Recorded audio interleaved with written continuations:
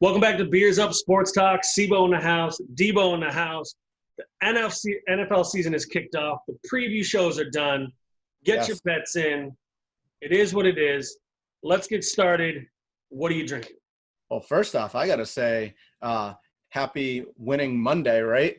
Both teams. Yes, man. Both Packers. Yes. So I'm sitting here drinking Mobb Deep's beer, Shook Ones. Ooh. Volume 5. It's a milkshake IPA that is an orange and vanilla dreamsicle. And how is it?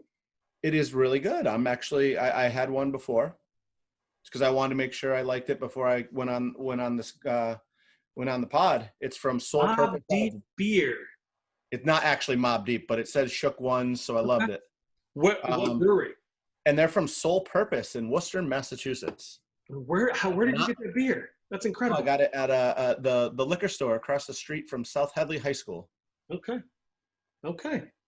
And I am drinking Kaleidoscope from Abandoned Building, which you and I both like.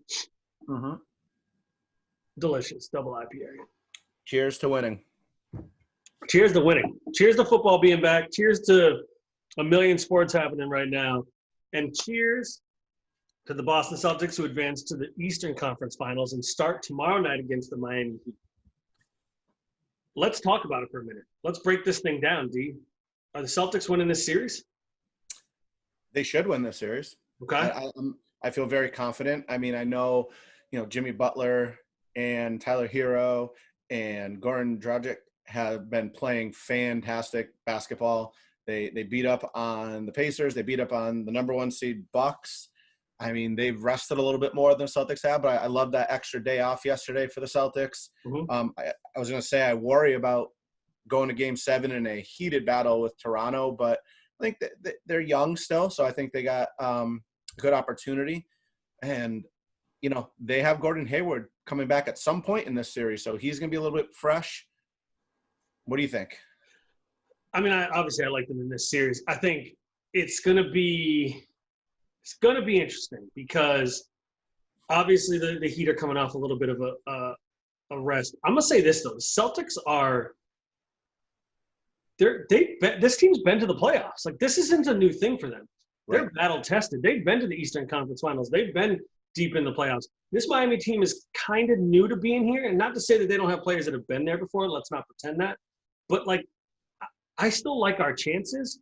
I just want to run these matchups by you, all right? So here's my starting lineup, 5v5. So you got Goran and Kemba. They're going to go at each other. Neither of them play defense. They're going to get pick and rolled all over. I'll tell you what. Kemba did pretty good for the most part against Lowry. If you really look at that series. But he barely played. The only time he guarded Lowry is when they switched, and he ended up on Lowry. And he still didn't do bad on him. I mean, the guy hit the game winner. But I don't know. I'm not. And I'm going to say this. Dragic is like the best matchup for him because he's basically the same guy. Mm-hmm. They're kind of crafty, silky smooth guys that can finish at the rim. I think Dragic's a little better at the rim, but Kemba's obviously a better shooter in my opinion. But then you got Duncan Robinson. And first of all, shout out to Duncan Robinson. Started his career at Williams College here in Massachusetts. D3, went to Michigan. Now he's on the Heat, whatever. But Robinson, and I got Tatum on him. And stay with me here for a minute. No, hold on. I want to bring one other thing up about Duncan Robinson. He's the first ever player in basketball to take over 500 shots and make 500 catch and release threes in a season and make 46% of them. Yeah, he can shoot it. Klay Thompson did it. Was the closest, and he was 43.5. Okay. Like, that's insane. He can shoot it. So I got him, Tatum. I got Jimmy Butler, Marcus Smart. So I'm thinking what I'd like to see is I would like to see Jimmy Butler catch Smart, Brown, and Tatum. Like, just keep rotating them. No, I'm serious. I think the reality is that, but I'm just thinking, like, in terms of, like, 5-on-5, the first time they come down the court, Tatum's going to be on Duncan because he's the easiest matchup out of these guys. Butler's going to be guarded by Smart because he's our best defender, and those two guys are just going to battle. And then I've got Bam getting guarded by Brown because I think Brown showed that in in these series. He can match up with someone a little bit taller than him who plays with his back to the basket. And then Crowder and Tice are going to match up. And it's going to be interesting because Crowder's not a center, but he's not super mobile. He's more of a three-point shooter. So Yeah. I don't know if that's actually going to work out because I don't know if you want Tice on the perimeter the whole time. Well, you can bring in Williams, and he'll be okay. I mean, I don't think you're going to see a lot of Enes Kanter this series, which is fine. No. I mean, when he needs to play, he played, and it'll be fun. I think this is going to be one of those series where it really, in the end, could go either way. And I'm going to go straight homer on you for a minute. This series is going to come down to Gordon Hayward. And I probably could have said that a million times before. But if he can return to 85% of what he was prior to the ankle injury, and he's a sixth man who can create his own shot with that second team, which is what I hope Brad does, this could be his Celtics moment leading them to the finals. Because, again, this is a guy that averaged 17 points during the regular season. I don't think that he should start because I think the momentum that they have from the last series is you run with Smart because, one, we have the momentum with that, and two, I think he's a better matchup for Jimmy Butler. You got Hayward coming off the bench. He can lead that second team. He can be that scorer on the second team. And I think the C's win this 4-2. I have them winning in 6. So 4-2. Now, the thing about Gordon Hayward, I agree with you. I think it could be a big spot, but I think the bench is going to be important. They did not use them the last 3 games in that Toronto Raptors series. They were playing some heavy minutes to starters. I think if Hayward is back and, like you said, gets to 80-85% of his previous and they're going to need him. He'll be fine. They're going to need him on that bench. They're going to need him on that second team because, in my opinion, the Heat have some athletic guys on that second group. They got our main man, Kelly Olynyk, who is going to do whatever Kelly Olynyk does, whatever. If Hayward catches fire, I'm calling it a sweep. I'm just going to say that right now. But let's tuck that one away. We'll come back. All right. I'll be posting that on Cold Takes Revisited on Twitter. I mean, if he gets off to a good start, over. I love it. All right. Let's move to the NFL. Week 1 kicked into full gear yesterday. We had the Thursday night game. We got 2 Monday night games tonight. Yesterday was the heavy load of football. The Bills got off to a 1-0 start. The Packers got off to a 1-0 start. D, what did you like about the Packers? I loved what the offense did. To start the game, they started doing some crazy jet sweeps that they haven't done, really starting to, do show the different offensive formations. They put Tyler Ervin in motion, and he had a couple big runs. Then they did the same play, but with Lazard. And I didn't like that when they did it on the 8-yard line. I don't like that they stalled in the red zone the first 2 drives and only kicked the field goal and then turned it over on downs. Rodgers, we talked about it. If this team's going anywhere, he's going to have to do what he did yesterday. 4 TDs, 364 yards. And he even had 2 drops by receivers that were going for huge gains, and I'm going to get into that in a little bit. But at the beginning of the offense, beginning of the first half, they weren't throwing the ball downfield, and I was like, here we go again. The same old Packers, dump, dump, dump. But then all of a sudden it happened. Rodgers caught someone off sides, threw it deep, and then deep ball. It was great to see. Adams, 14 receptions, 156 yards, 2 touchdowns. I mean, that's what you expect when you don't go out and get receivers to help. Who needs wide receivers, Doc? I guess not, right? You got this guy named Devontae Adams who apparently I don't know about. If he's going to go 14, 2 touchdowns, why do you need to throw it to anybody else? I mean, he threw it to MVS. 4 catches, 96 yards. He dropped a touchdown over perfect pass, dropped it. And then he dropped one where he probably had a good 30 yards of open space like this, looked up the field before going, and still scored a touchdown. Yeah. Running backs had an average game. Aaron Jones scored, looked explosive. Defense, I got some mixed reviews on that. Only 2 sacks. Got a safety, though. Big, huge safety. That was what turned that game, turned it around. Then the very next possession, Jair Alexander with that ridiculous interception. Kirksey was aggressive I thought he would have to be if he was going to be better than Blake Martinez. He had 14 tackles. Gotta love it. Didn't like the last couple drives where they were just like, let's play defense and let the ball stay in front of us. If they're going to score like that, then you might as well just play it the same way you've been playing all game. Yeah, Cousins is I not a great get that, but quarterback. you got to save. So you can't go that hard. I think in today's NFL, if you've got a 3-score lead late in the game, and I'll get to this about the Bills in a minute, like you got to play some prevent defense just because you're just trying to kill clock. I don't like it, and the spread doesn't like it. But like the reality is, I mean, if you're winning by that much, there's no reason to be playing bump and run and get beat one time and let them score a touchdown in 5 seconds. No, I understand that, but I think they can, they have the Smith brothers, let them loose like we talked about with Kansas City. Put that game away. Right. Put the game away, rush the quarterback, get a couple sacks, make him jumpy. But I'll tell you what, first game of the year, no preseason games. Mm-hmm. Rodgers looked pissed off and good. He was smiling. Mm-hmm. They made comments about it. There is such a reason to be happy. Let's get back on the practice field, strengthen up that defense a little bit, and I think we're gonna look good. Yeah, this might be one of those like full-on revenge seasons for Aaron Rodgers. Like just, I mean, I've said that before. Like after he got after he broke his shoulder, Yeah, breaking the shoulder is different than them drafting a quarterback in the first round and leaving you out to dry with the wide receivers. But I'll say this: the best thing that could have happened is that Devontae Adams goes out, 14 catches, a jillion yards, 2 touchdowns. What we already knew is that he's a top-flight wide receiver. Yeah. But to get 14 in the first week, all that's going to do is when this, when the Packers opponents are looking at the tape, they're going to be like, we got a key on him. Now it's going to open everybody up. And know that Aaron Rodgers doesn't have a problem throwing to everybody. He's going to chuck it where you're open.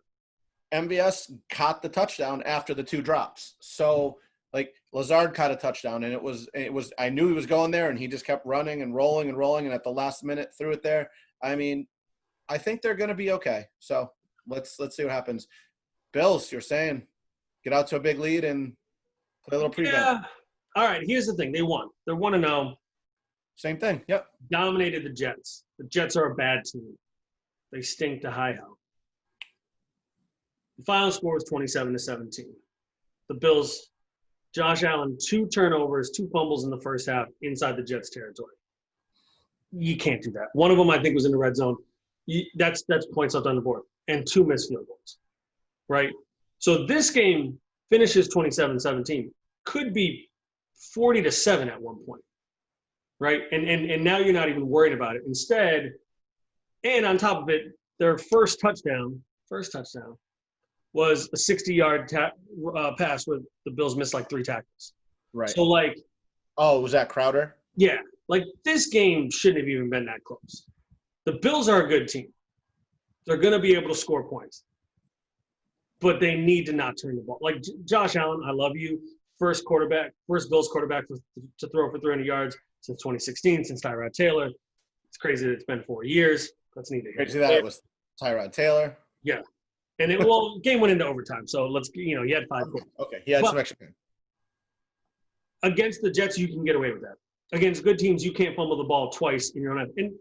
And I missed the first one, but the second fumble, he just gets upended and just throws the ball. Like, come on, be better. Like, to me, if he's going to take the step forward that he's capable of taking, he's got to hold on to the ball. And I hope he gets reamed out after the game.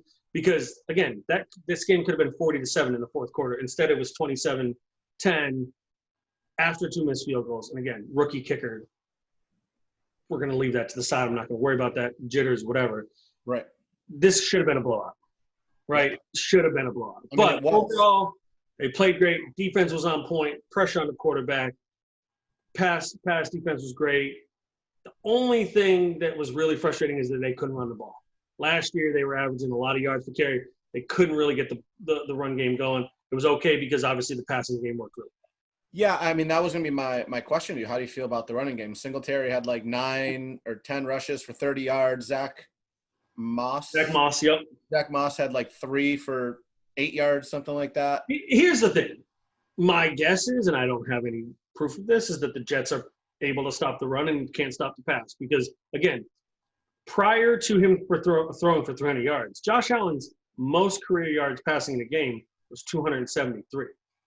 So it's not like this guy is going to be chucking the ball. Like, he's Right. meant to be a run pass guy. I mean, he led the team in rushing. He's probably going to lead the team in rushing a lot this year. But like, for him to throw for over 300 yards meant that folks were open. I mean, Stephon Diggs had the most catches he's ever had on opening weekend.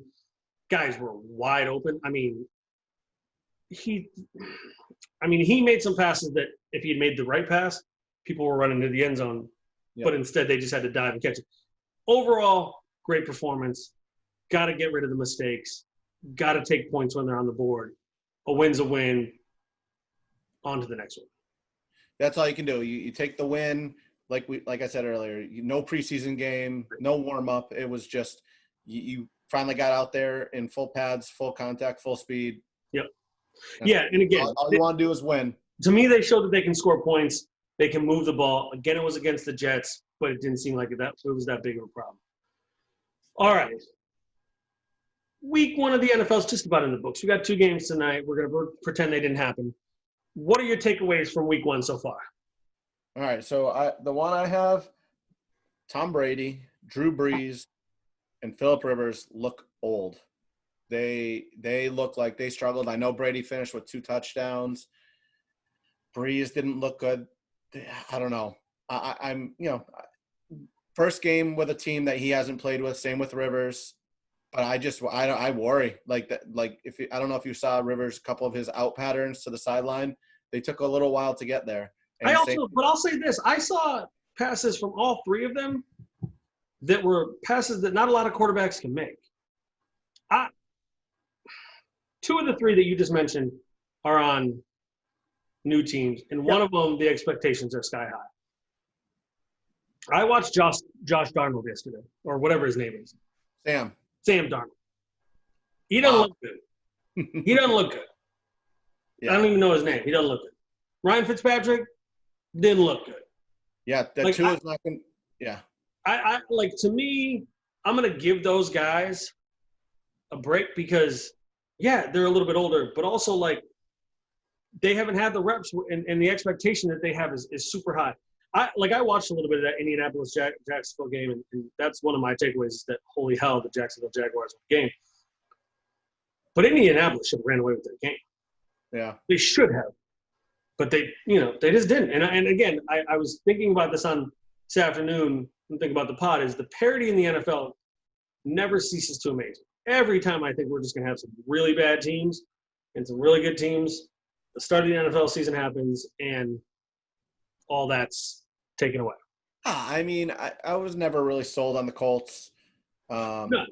But I mean, I know we really talked really badly about Jacksonville. Like Vegas had them at over 9, so at worst they're a 500 team. They just got beat by pretty much the worst team in the NFL.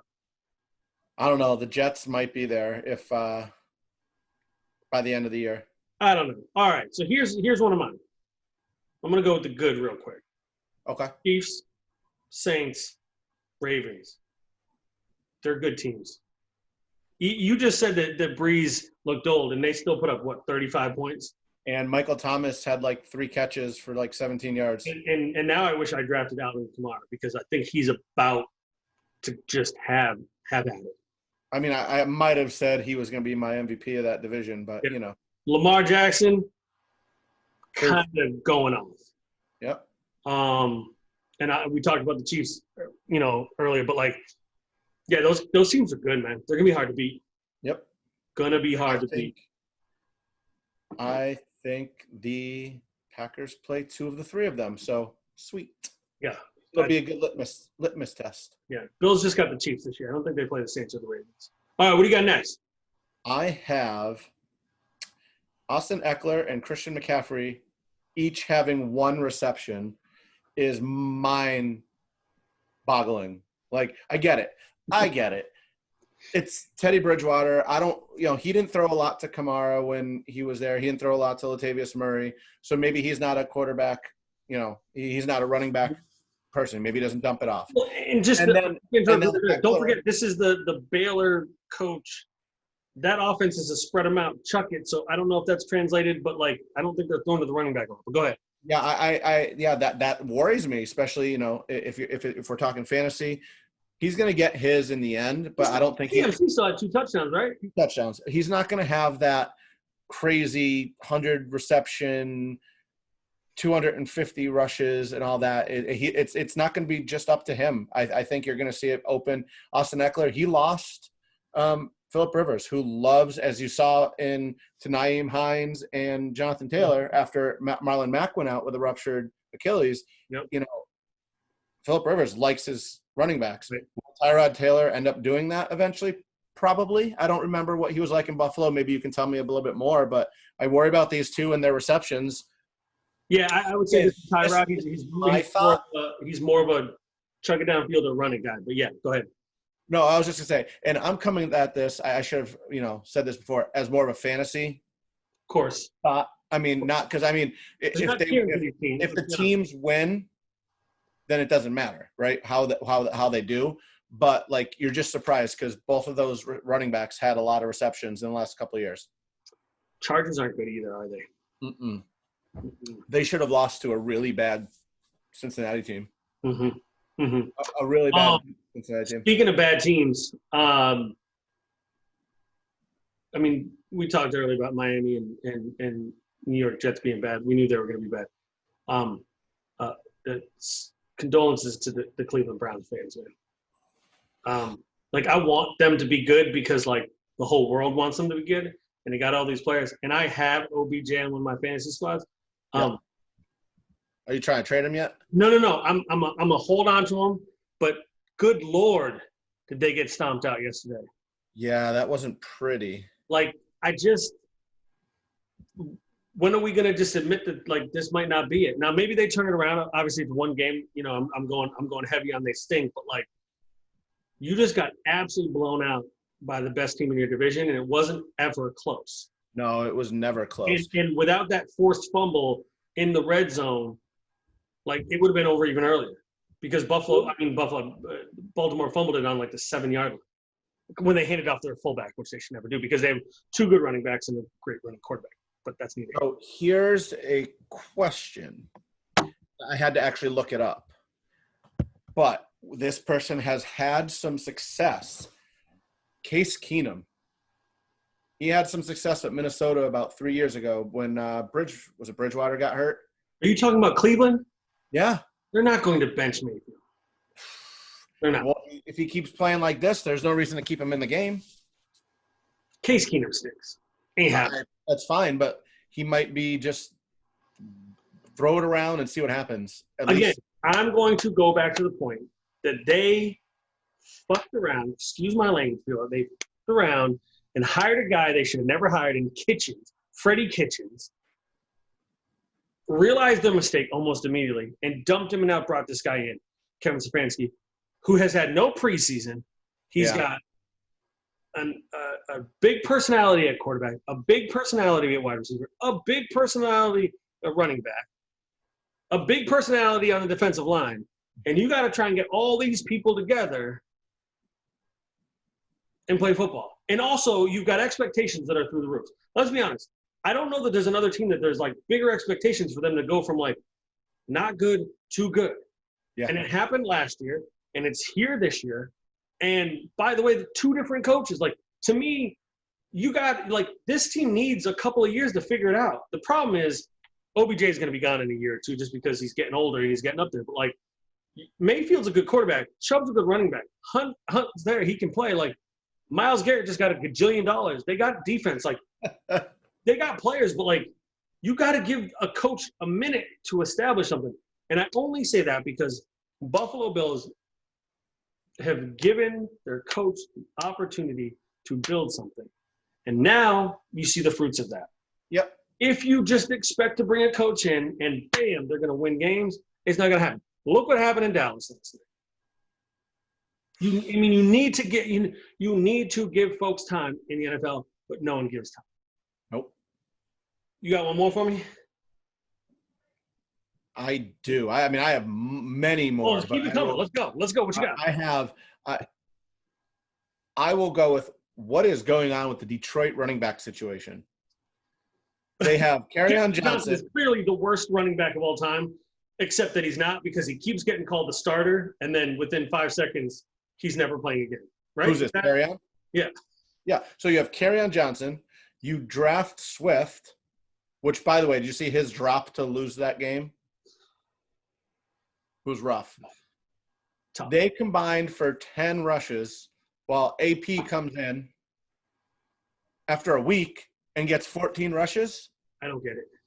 Like Patricia, I don't know, man. Like that, it's crazy that they lost that game for one because it was the Bears and Trubisky coming back with 21 points in that fourth quarter. By the way, did you see the throw and catch by Anthony Miller catching that at the end zone to the one that won the game? That was a good throw. Trubisky looked good, three touchdowns. But that running back situation, that's the way they've always been. We talked about it, I think, when we broke down the North. It was theoretic. I feel like Patricia has brought that like New England mentality of running backs in and is like, I don't know, any, mini, my, oh, you go out there. You go out there. Oh, you did what? You chaos. Oh, I want to talk about that Detroit game. Did you see the defender who got kicked out for headbutting the ref? I did, but did he headbutt him or did he just like – I mean, he should have done it. I want us to just at least admit that, like, we can't just overreact in every situation. And I mean both of them. The defender overreacted by showing the referee what the guy was doing to him. But the referee completely overreacted by immediately kicking him out of the game. Now, if at least throw the flag. Throw the flag, bring him aside, be like, what the hell were you doing? Explain to him how, for the rest of the game, he needs to walk the line and say, don't do it again. But, like, he wasn't trying to hurt him. And I saw people saying the ref kind of leaned into him. Maybe he did, maybe he didn't. But the guy wasn't trying to hurt him. It is what it is. It's just stupid. It's like that drama I can't handle. Because I think we were watching it without sound because we were talking to someone on the phone. And I was like, wait, he got kicked out for just like – it looked like he just leaned over and went like that. Yeah. And, like, it didn't look like he actually headbutted him. It just looked like he leaned over and touched him with his helmet. It was stupid on his part. But agreed. Yep. All right. What happened to the Philadelphia Eagles? Because I was watching the first half of that game, and it looked like it was about to be blowout city. They couldn't protect Wentz. Which is just going to lead to them falling apart, isn't it? No, I mean – well, Lane Johnson's out. I mean, to lose Lane Johnson right at the beginning of the season is tough. But yeah, that's not what you're going for. The Washington football team just own you in the second half like that. Yeah, that was crazy. I mean, I'm not gonna lie. I'm actually kind of happy for the players. I mean, I'm happy for the players. I'm happy for the franchise itself. All those guys, yes. But I mean, you can't win a game when you're getting sacked 8 times. Carson Wentz got sacked 8 times. No, I'm with you. I just like watching the first half of the game. I was like, all right, well, Eagles, they're gonna smoke them. It's gonna be a blowout. Turn off red zone for a minute. Turn it back on. They're losing. Boston Scott did nothing in replace of Miles Sanders. It was not ideal. Isn't it weird? Like, we talked about the Eagles being a team that, like, obviously needed Wentz. We didn't really talk about the fact that they needed him to be protected, but they needed him to stay healthy. Guess it's one and the same, but, like, and we even talk about, like, up and down that roster, like, they're not young. And when you're a team that's going for it every year, it doesn't mean that you can find replacements very quickly. So it's kind of tough. That was weird. That was awesome. All right, you got one more for me? Give me one more. So that was weird. So that was ESPN just deciding that even though it's been open the whole time, it just wanted to watching TV while we're podding. That's not watching TV. That's just the website open because I wanted to look at how many sacks the Washington football team had. I will go with one more. Is Minnesota's defense any good? And the reason I say this, those are rookie cornerbacks. They kind of like give Green Bay like a high five. No, I gave them credit, but they didn't get at Rodgers. They barely put any pressure. There were 2 injuries on the line for the Packers in the game, not including Billy Turner not playing already. So they were on their eighth lineman. Thankfully, they're allowed to keep 8 this year. So you worry, like if they can't get to the quarterback, those cornerbacks did not look good, and they're young, and you worry about that because I from what I read, and I didn't know this, one of their main cornerbacks, I can't remember his name, he opted out. So I'll say this: it's week 1. Yeah, and they got a top-notch defensive end right before the season started, coming over from Jacksonville, Ngakoue. And so I don't know. Like that's my whole take on this. Like, yes, there's some takeaways, and I think we've kind of identified some teams that are good, some teams that are bad. I think a team like the Vikings, they were playing from behind from the beginning. Yeah. You know, and when you're playing from behind from the beginning, your defense is never going to look as good as it can be because you're chasing, right? And so it's just I don't know. Week 1, is their defense good? Remains to be seen. I think it probably can be better. I don't think they're going to give up 40 points every week. No. If they do, then they're going to stink.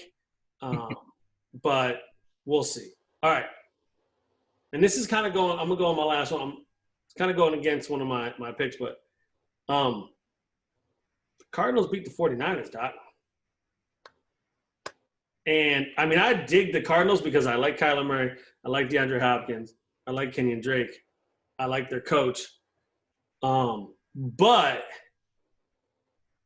and it wasn't like they snuck past them, right? But they beat them. They did beat them. And so now I feel like that just kind of opens that up. And Seattle looked really good. Well, because I remember on the last pod you said there's a good chance Arizona goes 0-6.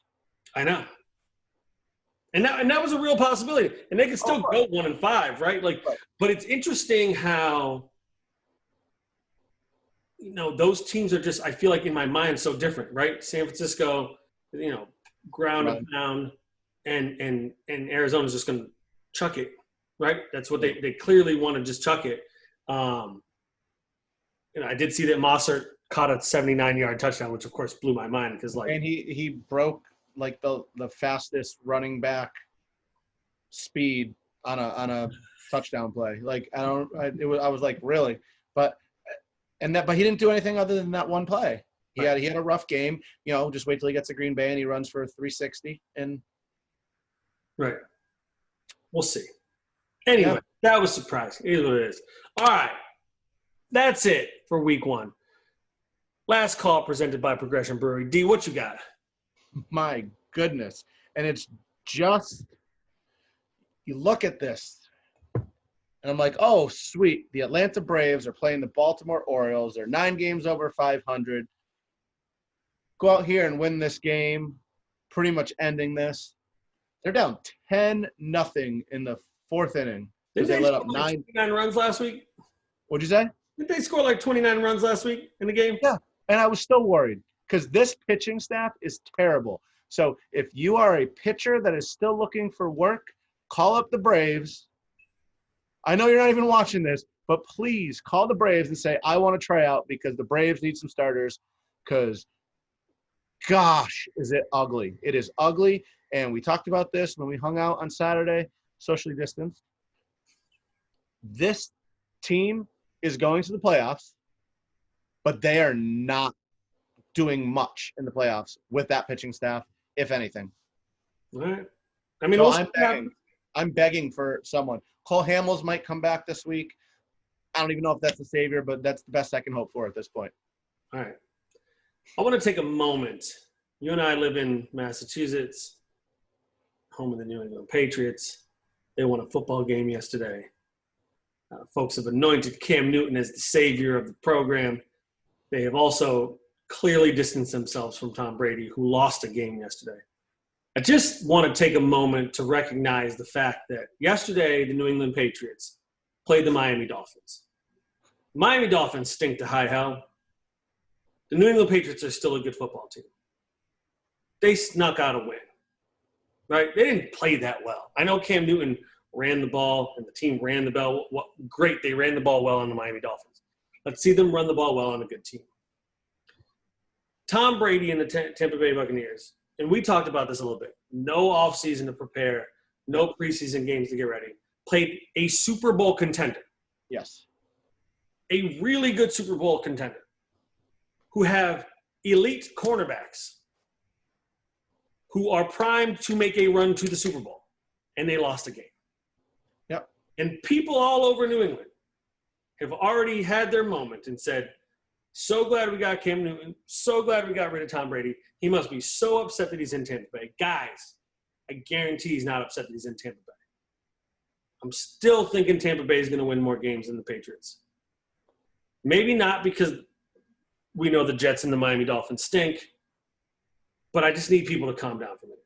All across Twitter, all across Facebook yesterday, people acting as if Tom Brady must be the most disappointed person in the world because he's with Tampa Bay. They just played the Saints.